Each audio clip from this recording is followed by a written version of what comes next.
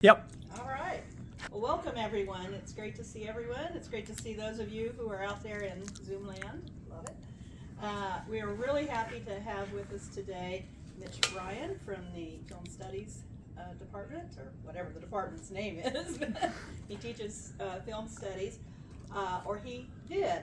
Today is his first day of retirement, or his last day of work, whatever. Depends on whether you're optimist or a pessimist. That's exciting. So congratulations, Mitch. That's wonderful. So he's going to talk to us about screenwriting. Title looks like it's going to be "Who Wrote What," and I'm anxious to hear what you've got to say. All right. So I guess I'm going to step over here. Hi, everybody. Hello to all of you in Zoom land, and thank you all for coming. There's some friendly faces here, which makes me feel much more secure about doing this. Yeah, we're going to talk about the language of the screenplay and the language of movies, and just a little bit about me. So I'm a teaching professor. I was born in Dodge City, Kansas. I grew up in Hutchinson, Kansas. I went to film school at California State University, Northridge. Taught for a few years at Columbia College in Hollywood, and then moved to Kansas City in 1992, and was going back and forth quite a lot. I got my master's degree in communication studies at UMKC, and then was teaching almost instantly. So I went full-time in 2007, so yeah, I'm indeed retiring a little early, but it's been a great 25 years here at UMKC. And while I was teaching, I was writing, and wrote a lot of screenplays, most of which were not produced, which is kind of how Hollywood works. They develop a lot more than they make. But was lucky enough to have been one of the creators of Batman the Animated Series, which at the time didn't give me a lot of credit, but I will tell you, with students, it's pretty awesome. I assign a lot of Batman stuff every semester, so a lot of kids have grown up with that, and it's exciting, and we even spend some time in the film adaptation class talking about this process of transforming, comics to graphic novels, to television shows, to films. I've taught about 10 different courses over my career here in some form of rotation or another. Yeah, and so that's a little bit about me. I started making movies as a little kid. I always wanted to be a filmmaker, and became a screenwriter because that seemed to be the most logical path to directing. Directing is an entry-level job. There is no way to be prepared for it, and I got close in a couple of instances doing some Hollywood directing, but those movies didn't happen. But I've directed a lot of music videos and short films, and even 4 plays. I became a playwright a few years ago, which has been really exciting too. So I want to talk about the screenplay as a form. And the first thing to just remember is that the screenplays are not literary. And in fact, it is an oral tradition. The tradition of cinema, I would even argue, is more of an oral form. I mean, it is its own visual thing. But most of the time, you can synopsize a movie that you recently saw in 10 or 15 minutes, when it comes right down to just what was the plot of Jaws or what was the plot of The Godfather. And so I always talk to my screenwriting students about the fact that if you can tell your story, it's going to make the process of turning it into a screenplay much easier, because movies are restricted by time. Unlike TV shows, one of the Coen brothers said, TV shows is a beginning and a middle and a middle and a middle and a middle and a middle. You never get to the end. A movie's beginning, middle, and end. So that's a big difference. Also, the screenplay document for a feature film used to be, the rule of thumb was about a minute a page. So if a movie's 120 minutes, the script will be 120 pages. But that has even changed over the years, and screenplays have gotten shorter and shorter. So it's a tricky, easily misunderstood form, and I'm going to try to sort of at least talk about how I approach it. Everybody approaches it differently, but I want to talk a little bit about some basics of structure, and I know that sounds boring, but I'm going to try to make it more interesting. The interplay between word and image, and the idea of point of view. And sort of, these are all just these, I don't know, over the years of just kind of, I guess that's what happens when you get older. You start to believe what you're doing is the right way, or at least it's your way. And so the way I look at film has gotten, I think, more, I guess, personal and specific as I've gotten older, because I got to do this stuff still. But I want to talk first about one thing that movies do that no other art form does is they have the ability to cut, right? You can cut from here to over there. The great film editor Walter Murch, who wrote an amazing book called In the Blink of an Eye, very short book, he was talking about how at the beginning, when silent movies were happening in 1903, it was Great Train Robbery, one of the first narrative movies, and the studios were really nervous about the idea of editing. They were afraid that, well, first, audiences are paying to see all of Louise Brooks, not just her face. And that if you cut to a big close-up, they're going to be confused and they're not going to understand it. And of course, that's not the case at all. The audiences immediately understood. And Murch says that the reason that the cut is not disorienting is because we blink all the time. We have sort of a millisecond interruption of the way we perceive the world around us, and he believes that there's an equivalent to the cinematic cut and the blink. I don't know. I do know this though. Because the cut can move us through time and space and from character to character, I do believe there's only two kinds of cuts. The first kind of cut is a continuation cut. So it is happening within the action, it's moving us through the space, or maybe even through an idea, even if it goes from location to location. And the cut is a continuation from the previous one and it continues on into the next one. The other kind of cut is a reorientation cut. It's a meanwhile back at the ranch cut. It takes the narrative and it moves us somewhere else. And of course, when that happens, in the hands of a great storyteller, a great filmmaker, it feels natural, it goes right where you want it to go, or it goes in a way that says, haha, you're gonna have to wait to get the answer to this. But in the hands of a bad filmmaker, it is the cold, dead hand of the storyteller, absolutely apparent. And if you do that too many times to the audience, they get a little frustrated with you. And so one of the things that is really fascinating about, for me anyway, about writing scripts and watching movies is this question of these temporal states. Stanley Kubrick would talk about the fact that all you need are 8 to 10 totally non-submersible units.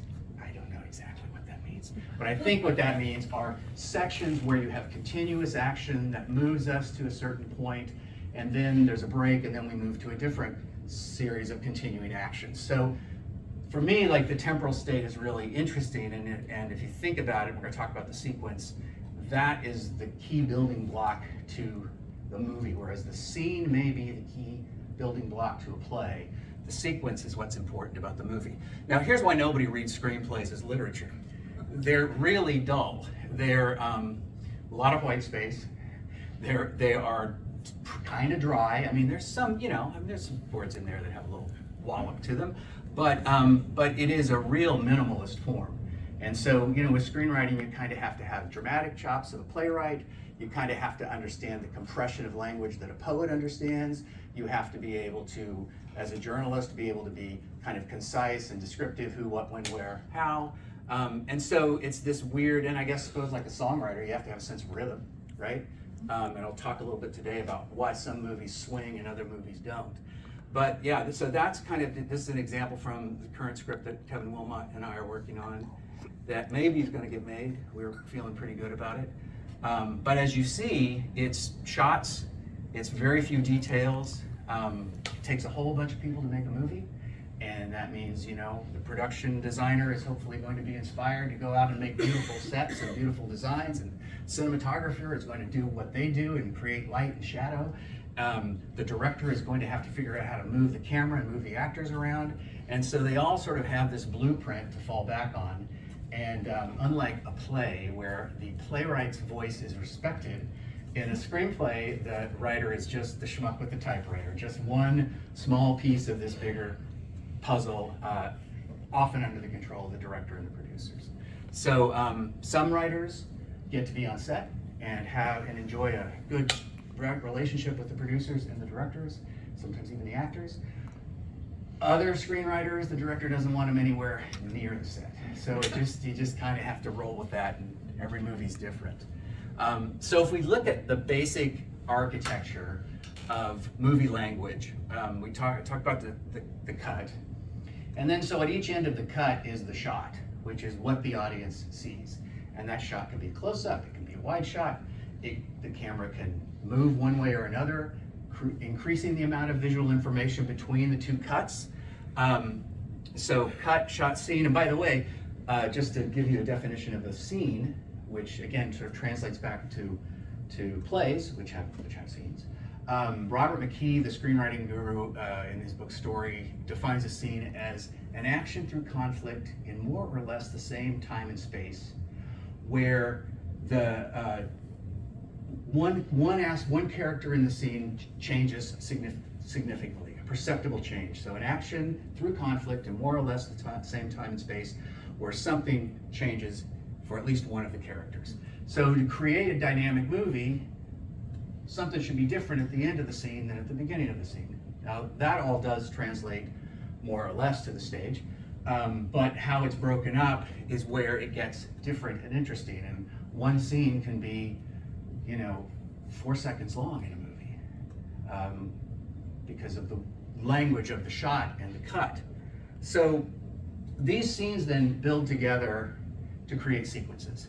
And one scene leads to the next, and there's usually some kind of a reversal or turn or complication, or sometimes the storyteller takes us away and moves us to another place or another part of the narrative. But most sequences are 8 to 10 minutes long. So if you do the math, most movies have, somewhere from 8 to 12 sequences. And in the hands of a really great filmmaker, you feel those sequences. You're not intellectually conscious of them, but emotionally you're being moved through this process. And so for me, and I tell this to my students all the time, like understanding the sequences and understanding that, within the acts of the film, there are 2 to 4 sequences in each one of the acts is a great way to kind of have a better global perspective of your movie, because you can't pay attention to every single cut and remember that. You kind of know your story beats, you kind of know your scenes, but sequences are really how great movies are built. And most movies do fall into this kind of 3-act structure, beginning, middle, and end, with the second act being the largest chunk, which is usually divided by a midpoint. So if you start, one of my colleagues, Jeff Rybert Cox, we taught together a lot. We taught film adaptation and ancient world in film, and concepts of the hero in cinema and world literature. And we would always be watching a movie, and he was very tuned into the midpoint. And he would always be like, this is the midpoint, isn't it? And so like in Jaws, what happens in the middle of Jaws? They go out to get the shark, dead center in the film. In the old days, if it were a play, there might be an intermission, there might be the curtain.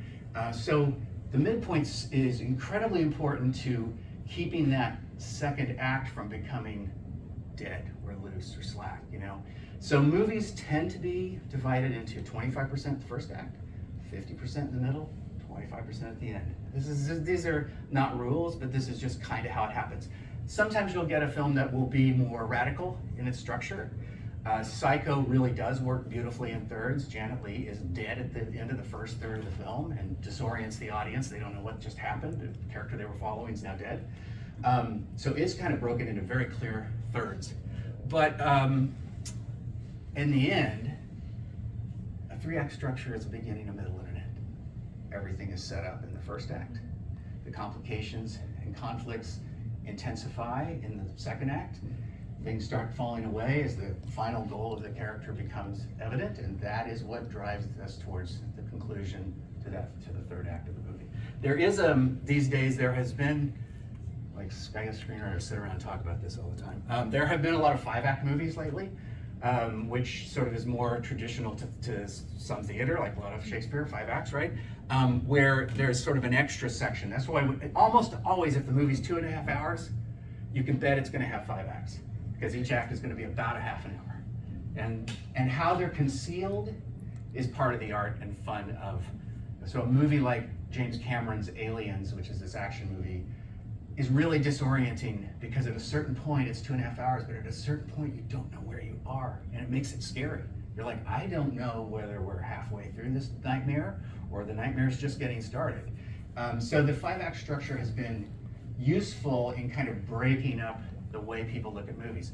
I just wish they could figure out a way to do a 5-act structure in less than 2.5 hours, because I don't know about you, but movies are so long these days, and I think there's something glorious about a 100-minute movie. but again, maybe that's just me. Okay, so what I'm going to do, see if we can hear this. I want to show you a clip from Preston Sturges' Sullivan's Travels, and you'll see at the beginning the end of this movie that they're screening. So that is sort of the action, and then the reaction to that experience comes as the movie is over, and we hear what Sullivan really wants to do, which is to make the movie Oh Brother, Where Art Thou, and how he's meeting with resistance. So the scene begins in the screening room and then moves into the office, but really from the end of the movie where you see the end and the first reaction to it, that whole section is a scene. So this is a long scene. This is longer than the kind of scenes you usually get in Hollywood movies these days, but the dialogue is spectacular and the drama is great. And I will say this too, it all plays, as soon as they walk into the office, there are no cuts. The entire scene takes place in one take.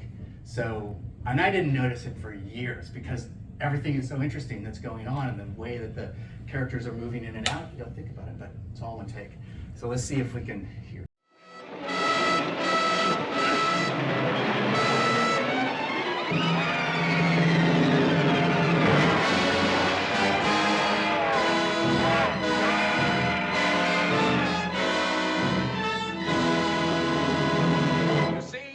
You see the symbolism of it? Capital and labor destroy each other. It teaches a lesson, a moral lesson. It has social significance. Who wants to see that kind of stuff?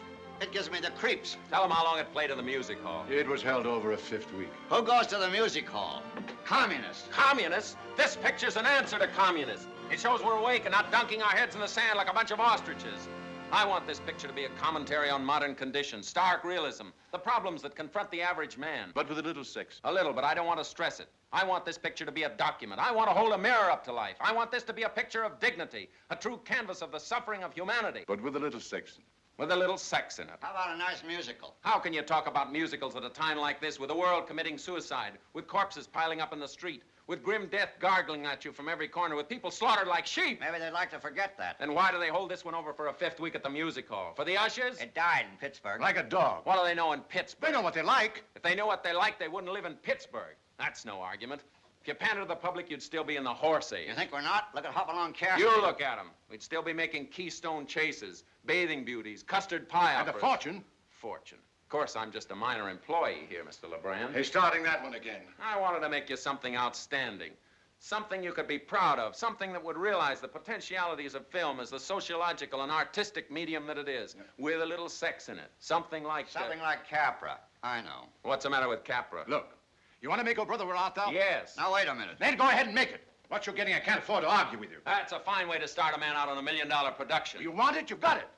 I can take it in the chin. I've taken it before. Not from me, you haven't. Not from you, Sully, that's true. Not with pictures like So Long Sarong, Hey Hey in the Hayloft, Ants in Your Plants of 1939, but they weren't about tramps, and lockouts, sweatshops, people eating garbage in alleys, and living in piano boxes and ash cans, and Foy. they're about nice, clean young people who fell in love with laughter and music and legs. Now take that scene in Hey Hey in the But you Hayloft. don't realize conditions have changed. There isn't any work, there isn't any food. These are troublous times. What do you know about trouble? What do I know about trouble? Yes, what do you know about trouble? What do you mean, what do I know about trouble? Just what I'm saying. You want to make a picture about garbage cans. What do you know about garbage cans? When did you eat your last meal out of one? Well, what's that got to do with it? He's asking you. You want to make an epic about misery. You want to show hungry people sleeping in doorways. With newspapers around them. You want to grind 10,000 feet of hard luck. And all I'm asking you is, what do you know about hard luck? Yes. What do you mean, what do I know about hard luck? Don't you think No. I've... What? You have not.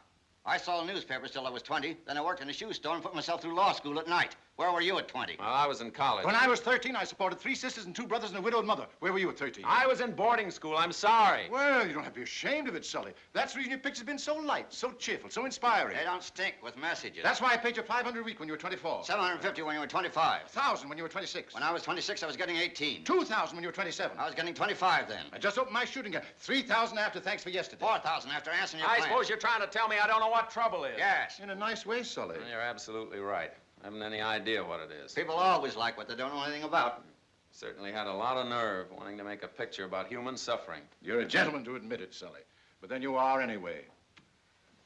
How about making ants in your plants of 1941? You can have Bob Hope, Mary Martin. Maybe Bing Crosby. You have a dancers. Maybe Jack Benny in Rochester. A big name band. What? Oh, no. I want to make Oh Brother, Where Art Thou? But I'll tell you what I'm going to do first. I'm going down to the wardrobe and get some old clothes, some old shoes. Huh? And I'm going to start out with 10 cents in my pocket. What? I don't know where I'm going, but I'm not coming back till I know what trouble is. What?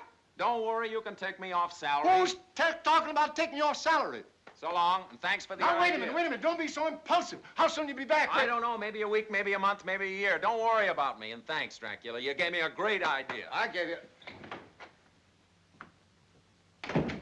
Now look what you've done. Yeah, what I've done? With your lies about selling newspapers. I sold as many newspapers as you supported a family of 13. I opened a shooting gallery, didn't I? With money you borrowed from your uncle. We better insure him for $1 million. He's worth more. The bonehead. Yes, but what a genius. Get me a copy of that old Brother, Where Art Thou? I guess I'll have to read it now. Make that 2 copies. Why should I suffer alone?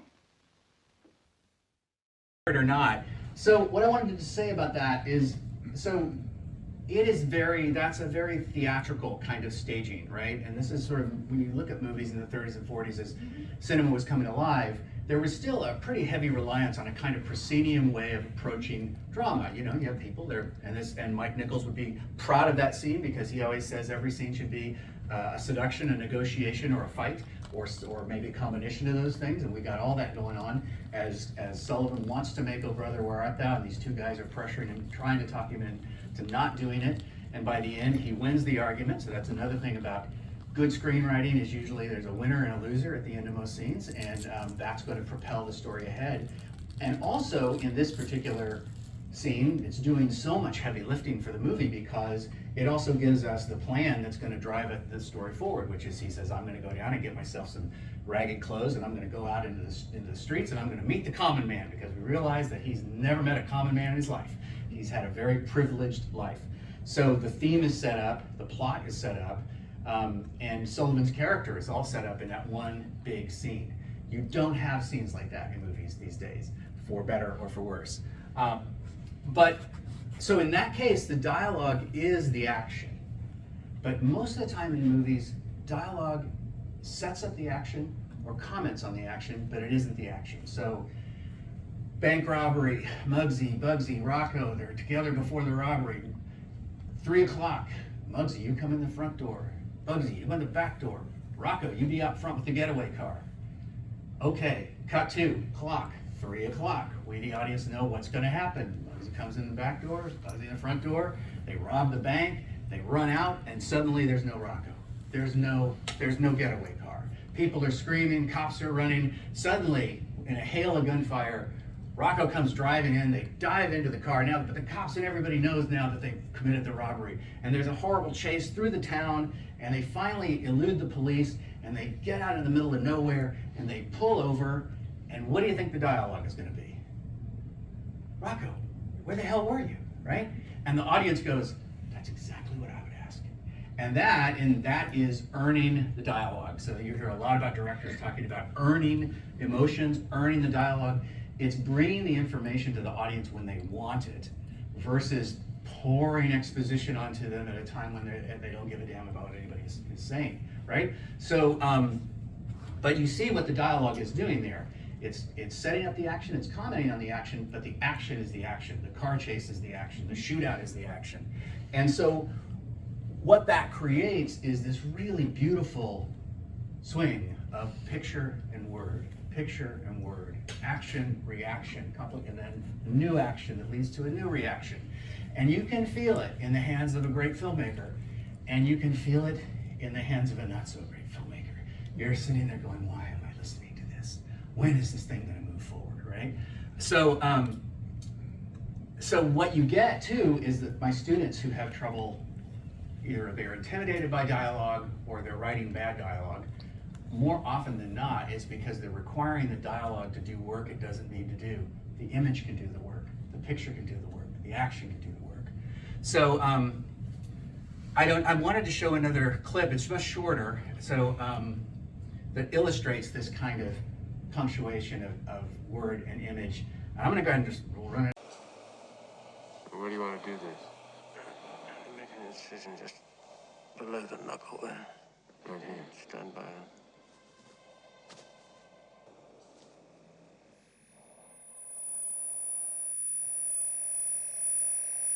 Good God.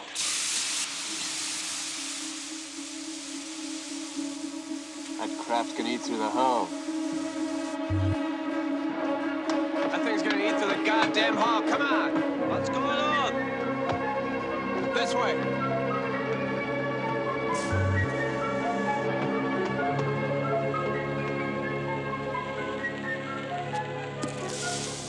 Next deck.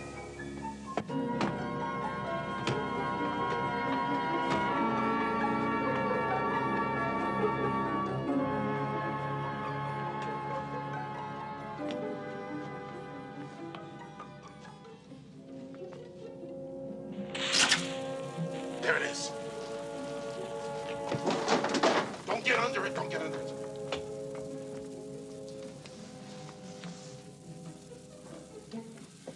Looks like it's stopping. Take a look at this, man. Brett, give me, what do you got, a pen there? Give it to me, quick. Come on, come on!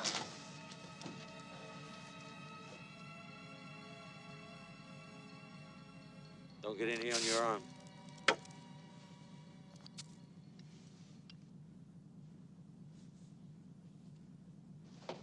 It stopped. Didn't say anything like that except, molecular acid. You must be using it for blood. It's got a wonderful defense mechanism. You don't dare kill it. What about Kane? Here's your pen, Brett. What do we do now? Leave Kane to Ash. You get back to work. Oh, what? So the dialogue even says it stopped. We know it stopped. We can guess that it stopped, but the dialogue is there to punctuate it, to make it clear that it has stopped, and now we're moving on to something else, like have your pen back, which will happen here. So the dialogue is really utilitarian in Alien, which is a great sort of minimalist movie, and it's very believable because the dialogue does what is needed, but the film is carried by characters and emotions.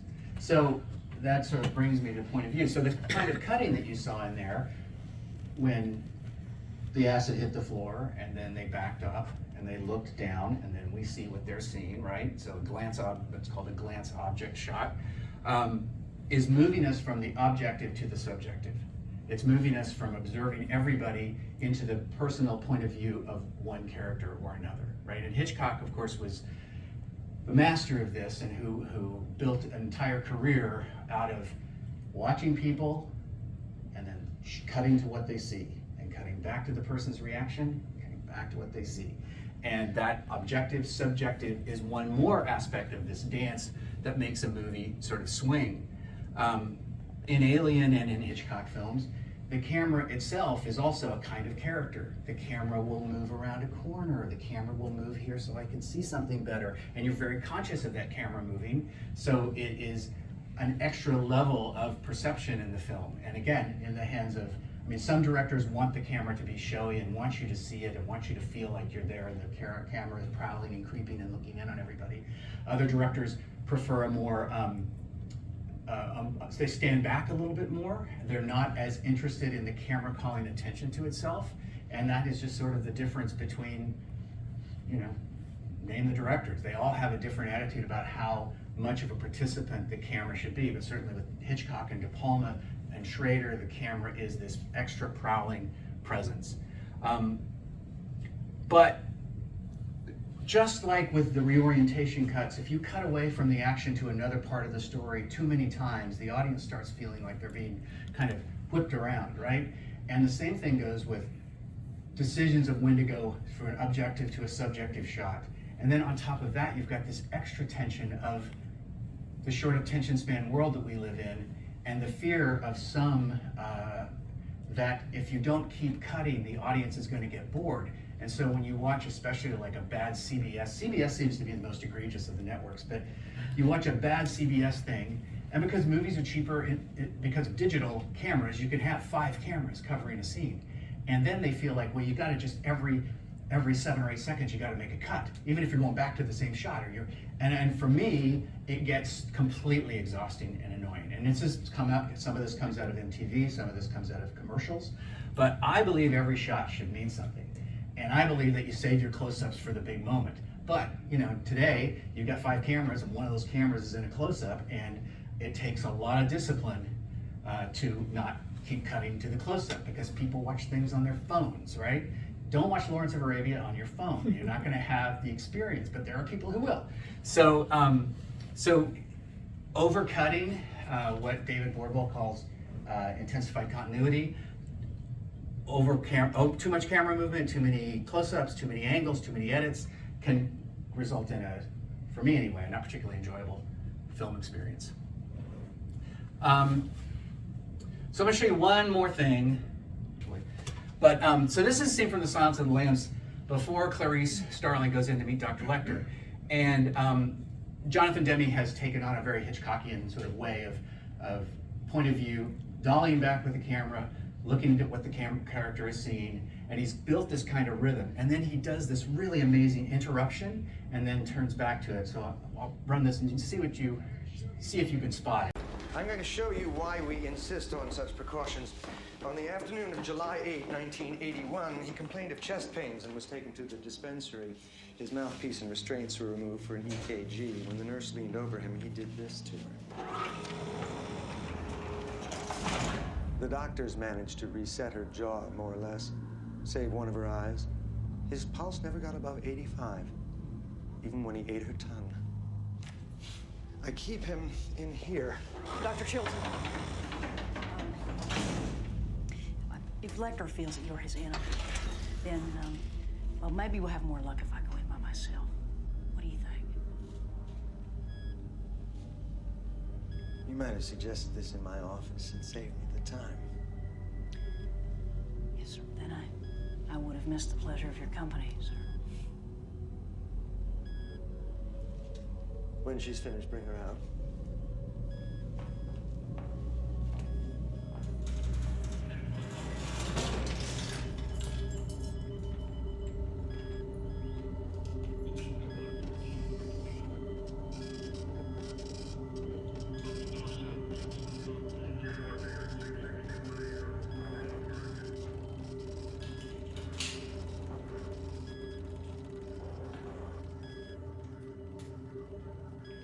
Hi, I'm Barney. He told you don't get near the glass. Yes, he did. Clarice Starling. Mm-hmm. Nice to meet you, Clarice. You can hang your coat up there if you like. Oh, thank you, I will. He's past the others. The last cell, you keep to the right. I put out a chair for you. Oh, yes, that's very good, thank you. I'll be watching. You'll do fine.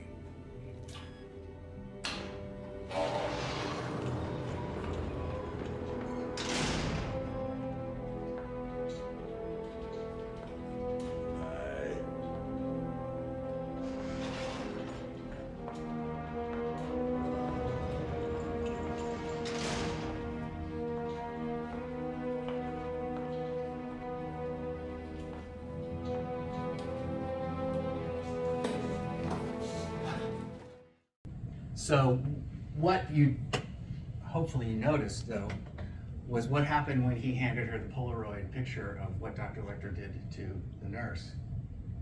We don't see it. We only see her reaction to it. So he's totally messing with the audience because he's established this language system, and then he says, no, I'm not going to show you that. You know, and it does two things. It signals, one, use your imagination.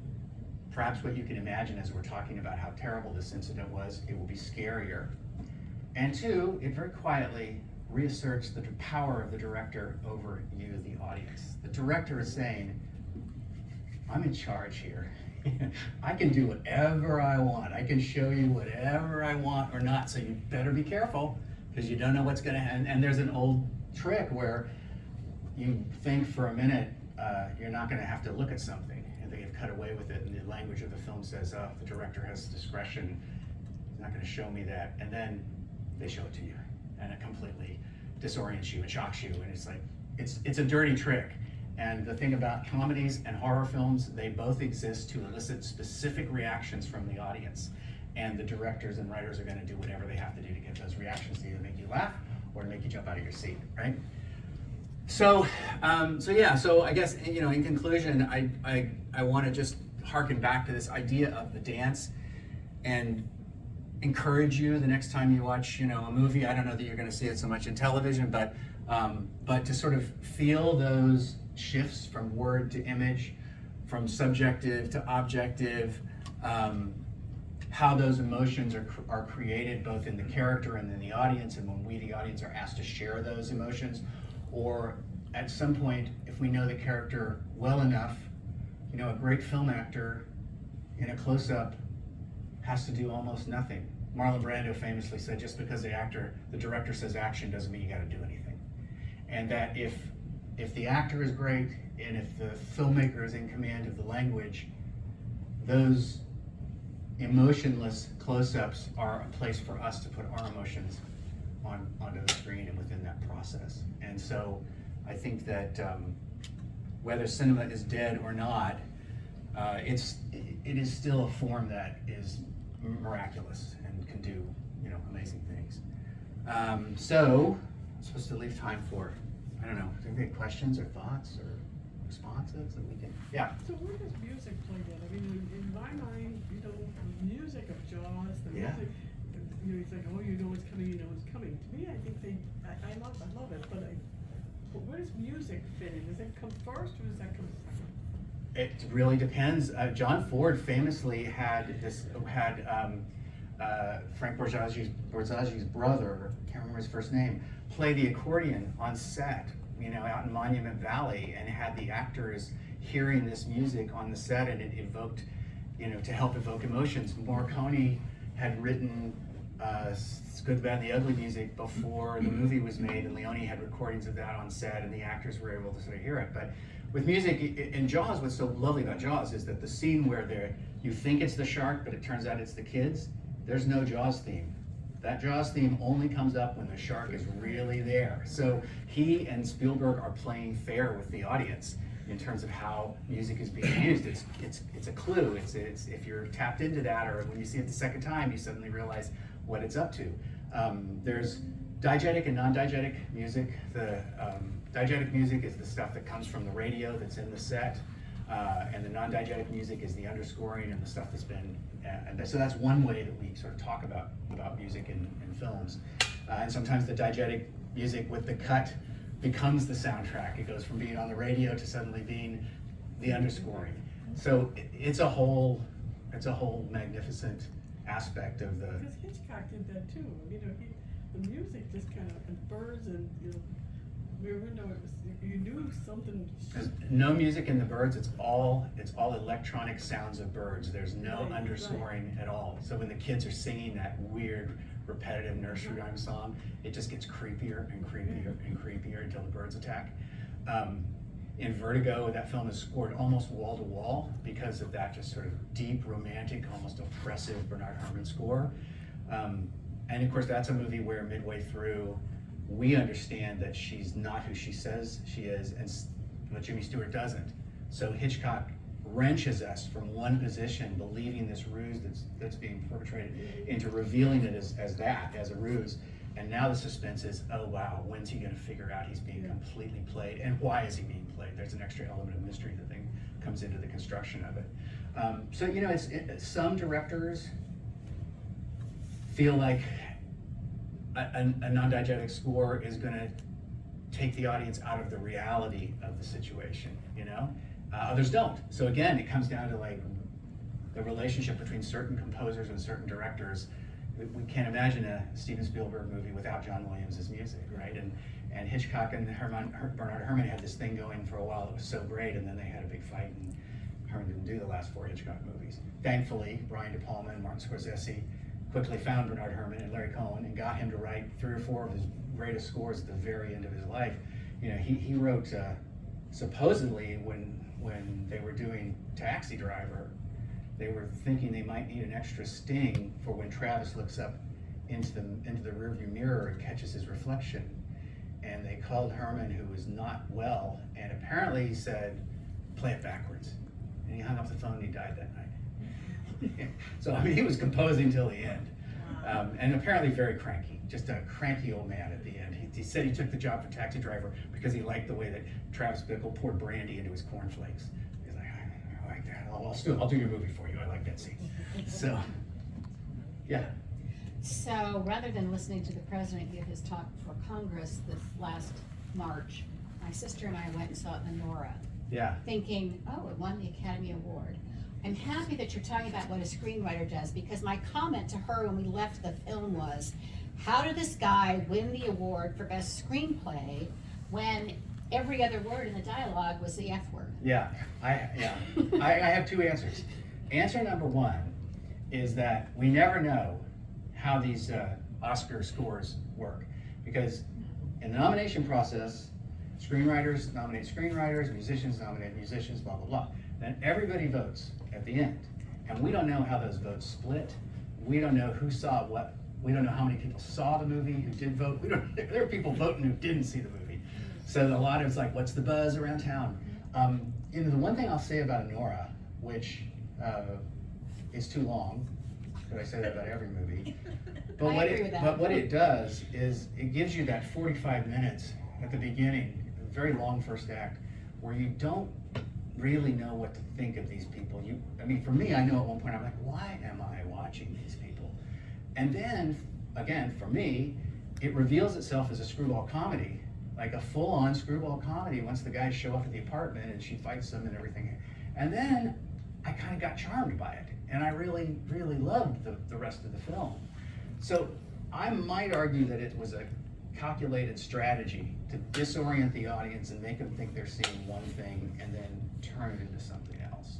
But what do I know? No, I would agree. The movie had, the first part of the movie was very different from the last part of the movie, and I think I enjoyed the last part of the movie probably more. I do agree it went on way too long. And I still don't know quite what to make of that last scene in the car. Yeah. I mean, you know, I don't know whether that was there for shock tactics, whether that was, I mean, I struggle a little bit, but I think too, part of the joy of film as an art form is nothing wrong with struggling with a movie.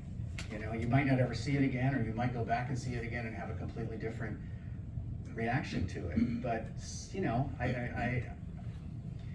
there are very few perfect movies made, and maybe that's a good thing, I don't know. Yeah?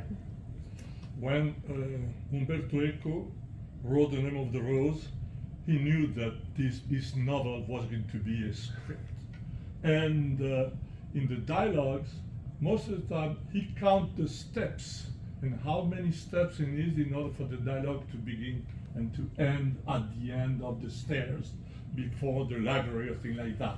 So this is important, it's interesting, because some novelists, they know that their texts were going to be something else, and it's good. And in the case of The Name of the Rose, you have this Atzo's Melk he's the one who is at the beginning is 85, and he's going to recount his life when he was just an adolescent and he was the novice of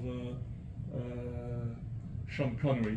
And so Henry de Baskervilles. Yeah, and it's interesting to see how maybe when you, I want to do something like that, because they told me you can make a lot of money with the scripts. And when you write, it's good to start with some kind of narrations.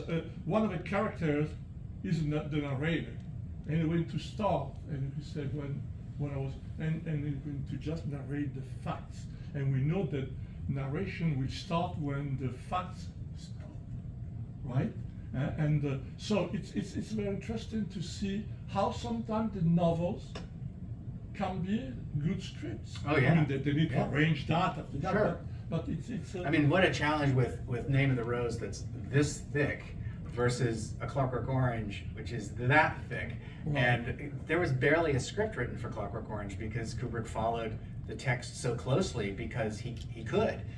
There was so much that had to be taken out of The Name of the Rose to be able to, still make a great film about it. But it had the bones of a good movie in it. In the theory of the speech acts, words can be actions. For sure.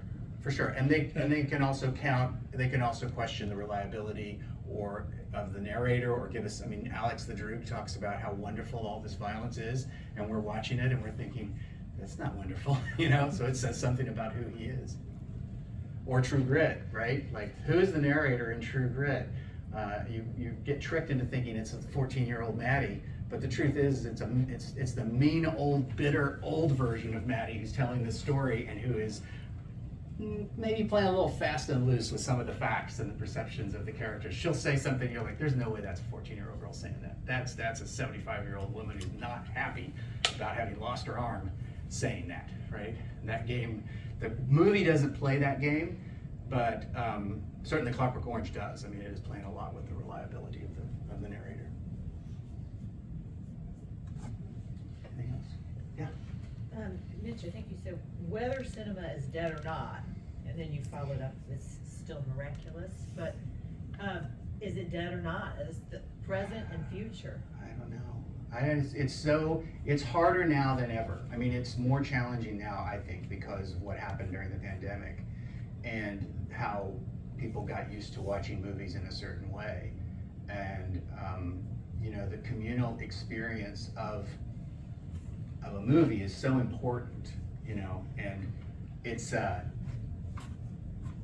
used to teach at the Tivoli, and that was without a doubt the most wonderful part of my film studies experience is teaching in a real dedicated theater, because here on campus they don't have a movie theater. You know, the chemistry has a lab and theater has a stage, but movies don't have we don't have a cinema. Because to see students, 100 students in a room watching To Be or Not to Be, for example, and laughing the way that they do when they see that movie, it is so magical. That experience, and I don't know. Think about how many movie theaters have closed down just around us. How far you have to go to see a film now.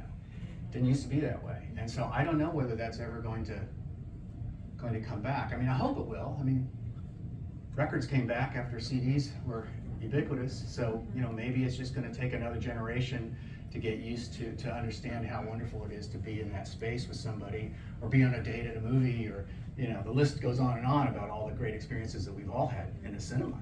And it's a shame that you know, so many students don't get to have that experience these days in the post-COVID world.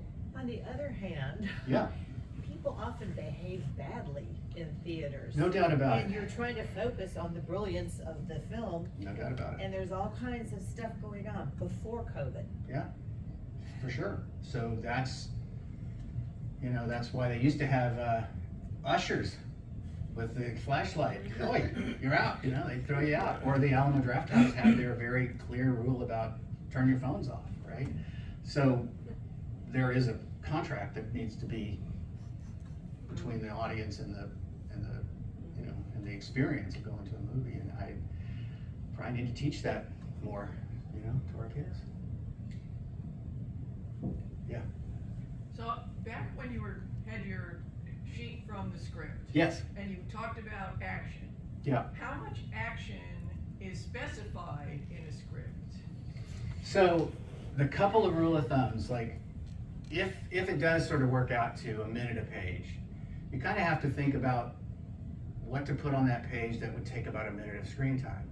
Now, if it's a gigantic 20-minute battle scene, you probably won't have 20 pages, and you might even have the Battle of Accra begins and ends, and that's it. Leave it to everybody to figure out. So the rest is discretionary to Yeah, the but production. I believe, though, there is something important about the experience of reading a script. I work really hard to make sure that my scripts are fun to read and that they're carrying you along and that you have a sense of the concept behind the action, because a good action scene has an idea behind it. So you can say, oh, you remember that moment where blah, blah, blah, blah, blah. Ah, that was the screenwriter coming up with an idea for an action scene. So it's just it's a tricky thing. I personally don't like to have more than 3 lines without a skip, a blank white space. So for me, that's the way I discipline myself, you know, and if suddenly I'll have something and I've got a 2-word, you know, widow or orphan at the end of my paragraph, I look at it and I'm like, how do I get rid of those 2 words and get it, you know, make it more concise. And so if you have a script that, you will see scripts that have gigantic chunks of prose, but I don't believe that anybody wants to read But that. you might have important events that happen For within sure. a 20-minute battle scene. For sure, yeah. That you would spec out. Yeah, yeah, you would figure where out. the hero gets injured. Right, what's and- the emotional arc of the character? I wrote a World War I fighter pilot movie, and I had to sort of teach the audience how World War I fighter planes worked. So I had a scene where he learns to fly, and I thought a lot about how the dogfights were going to to work, and there's lots of great research that I was able to use to kind of to make all of these events. That's the other thing, is that in a movie, I mean, I like to think that every scene is an event, and that a movie is a collection of events. And that's why sequels are so difficult, because usually movies are dealing with the most important thing that ever happens in a character's life. And so then how do you come up with another more important thing when we just did this fundamentally life-changing story? So yeah, you know, events. Maybe that's why sequels don't work sometimes.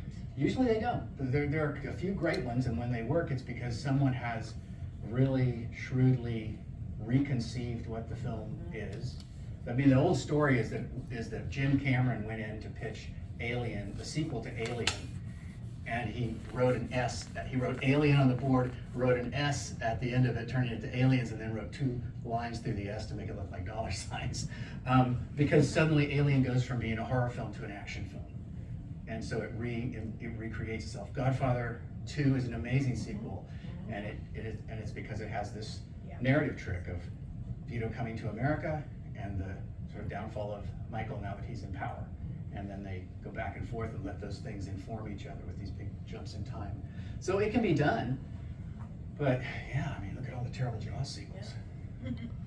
It's a shame they didn't make. Takes off. The last one was going to be a comedy, Jaws 4, People 0, and it never happened. National Lampoon was going to do it. Maybe that would have been the best way to end that, you know. Because who wants to see the same shark comes back after the same, or another shark comes back after the same people? What? What world does that happen in? So you're saying sequel is different than a story arc. I'm thinking of the Star Wars movies. Right. Where, I mean, a trilogy, there was a where lot it's that, conceived I mean, as a trilogy. I'm sure Lucas conceived this as a trilogy to begin with. He did. Yeah. So that's a little different. So that's different. And good. I mean, that's better. At least he had a roadmap, and it probably made the experience more satisfying because it wasn't somebody suddenly dealing with the fact that the previous movie had painted them into a corner and they got to figure out how to get out of it. So it was approached with a much larger, and it's at its heart is Flash Gordon, a serialized adventure story, so that it fit that it would have that. Probably same with Indiana Jones, the same with James Bond. You know, they're all serialized adventures. Do you always write for the cinema? I've written for TV, and it's fun. TV is different. I love, I mean, the fact that the dialogue does do a lot more work for you in television, and when you have predetermined commercial breaks, that's really interesting because it forces you, it allows you the freedom to come back to the story from a completely different angle. Because what you don't want to do is they're hanging off a building and they go to commercial and you come back and they're still hanging off the building, right? I mean, they used to kind of do that sort of thing, but there is a freedom in being able to sort of say, I have to reorient the narrative at this particular place. So I mean, I've enjoyed writing for TV. I've liked writing TV movies more than I like TV series stuff, but yeah. Did you write for a TV series? I mean, they talk about writers' rooms, and so I've is never that your experience? I've never been in a writer's room because when I worked for Batman the Animated Series, there were the 3 or 4 of us who created the show, and then we wrote the series Bible, and then we had all freelance writers coming in. So they would pitch the idea, and then they would go off and write it, and then I wrote an episode for another TV show that was a similar thing. So I have not actually had the experience of the writer's room, but I will say this about the writer's room. When you watch a TV show these days and you see 9 executive producers at the end and 6 co-producers, those are all the writers, and you make a deal depending upon where you are in your career for X amount of credited episodes. So you might make a deal where you're going to get 2 credited episodes that will have just your name on them, and you will probably take the lead as the writer on those 2, but there will be other writers rewriting you and you rewriting other rewriters, and you will have scenes in other people's scripts, and so the way they compensate that is with different kinds of producers' credits. Supervising producer, creative producer, executive producer, co-producer. Those are usually the writers on the show. It sounds so complicated. I mean, I can't believe that great products come out of this really messy process. Like the old thing about it's a miracle anything gets made, and then it's a double miracle if anything gets made well. Especially now, like when I moved in 1980, go to film school, I was already hearing people saying, the bean counters are coming in, the bean counters are coming in. And I didn't, what am I, 18 years old, Hutchinson, Kansas, I don't know what that means. But, you know, we have seen in the corporatization of Hollywood and the days of the 3 or 4 moguls who controlled the studio, who made decisions, all of whom played poker at night, and they'd run out of money and I'd give you Errol Flynn for 2 weeks, you know, to pay my poker debt. Like that whole thing, that whole kind of gangsterism of the studio system is gone. And now it's these gigantic corporations that own movie studios that is just a tiny sliver of their whole corporate endeavors. And so it's very different. It's a different world. When I was writing in the 90s, that was still when you would write a spec script. Writers would all be writing speculative scripts, and then their agents would send those scripts out to producers and studios. And so the writers were really generating the movies, and in a very direct way with the screenplay. That's all gone now. The studios know what they want to do. They look for writers to write them. They might have a dozen writers come in and all pitch on the same project. They'll pick the writer they like. That writer will do one step, and then they'll hire somebody else to come in and rewrite that person, and somebody else to rewrite that person. And so it's a very different, a very corporate way of doing business now. It didn't used to be that way. And many of the scripts that I wrote, I did write on assignment. I mean, it wasn't my idea. It was a book, or it was a relationship with a producer. They said, we'd like to do something about this. Do you have an idea? So it was starting when but there was still a really strong speculative screenplay market, and that's gone now.